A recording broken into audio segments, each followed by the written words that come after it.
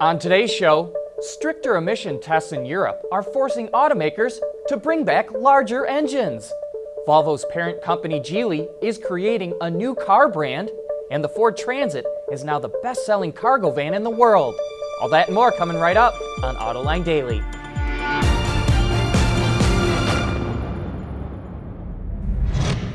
This is Autoline Daily, the show for enthusiasts of the automotive industry.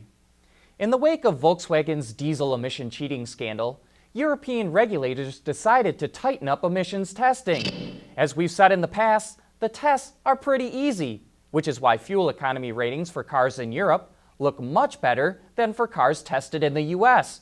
But starting next year, the tests will more closely reflect real-world driving than the current tests show.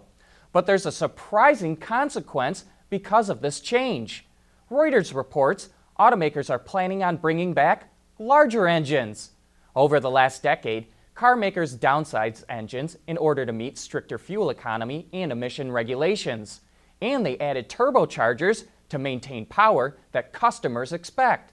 But those engines perform poorly in the real world, and automakers say they can't meet the new standards with those engines. That's why Renault, GM, and VW plan to offer larger engines or have scrap plans for smaller engines. Other automakers are expected to follow suit, and that's led some analysts to predict that the new regulations could kill off diesel engines smaller than 1.5 liters and gasoline engines smaller than 1.2 liters in Europe. And this is another reason why automakers are investing so much money into electrics and hybrids. But the move to EVs is having another surprising effect. The price of platinum is falling. The metal is used in catalytic converters, but since those aren't needed for EVs, Bloomberg reports investors are worried about platinum's long-term value. So the market for the metal is starting to soften. Still to come, Geely creates a new brand to allow Volvo to move more upmarket. Autoline Daily is brought to you by Bridgestone Tires, your journey, our passion. Dow Automotive Systems, advanced materials that deliver better results. And by Lear, a global leader in automotive seating and electrical systems. Large European-style vans have really started to catch on here in the US. As a whole, the segment is up over 25.5% for the year, far outpacing the overall market. And the Ford Transit van seems to be hot all around the world. With sales up 31% over last year, the Transit is the best-selling van in America.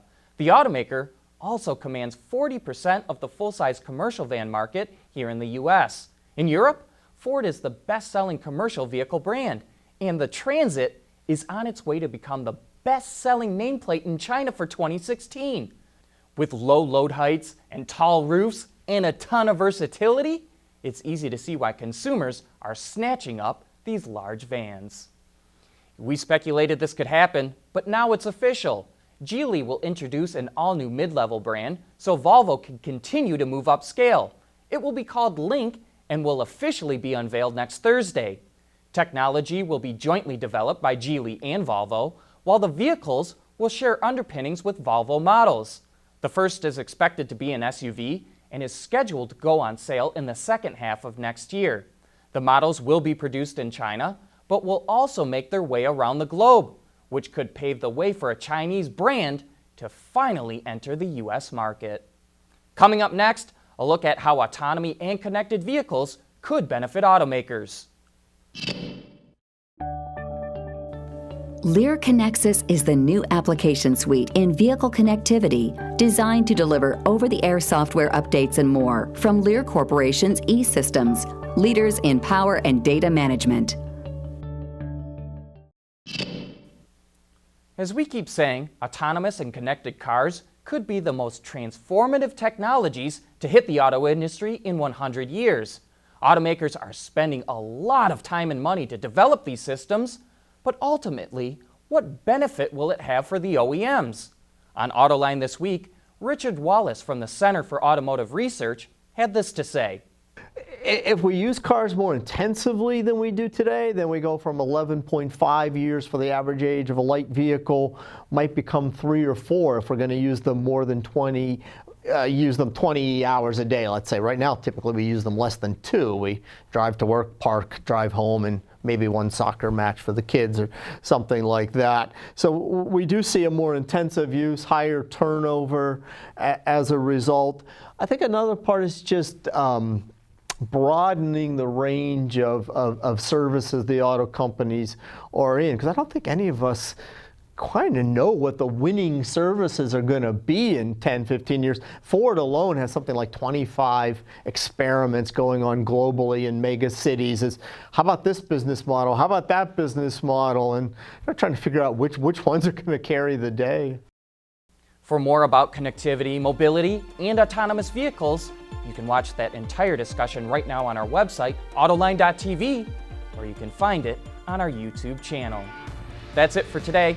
Thanks for watching, have a great weekend, and we'll be right back here on Monday for the latest news in the global automotive industry.